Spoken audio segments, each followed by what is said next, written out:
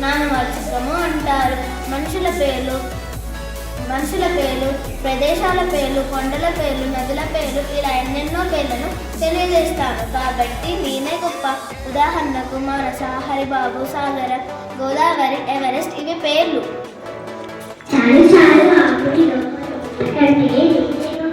ఎందుకంటే నీకు బదులుగా నన్నే వాడతాను. అంటే నామవచనానికి బదులుగా వాడేదే సర్వనామం. అంటే నేనే గొప్పదాన్ని. ఉదాహరణ అతడు, ఇతడు, ఆమె, ఈమె, అది, ఇది. రాధా బడికి వెళ్ళింది, ఆమె చదువుకుంటున్నది. ఈ వాక్యాల్లో రాధా అనే పదం నామవచనం అయితే ఆమె అనే పదం సర్వనామం.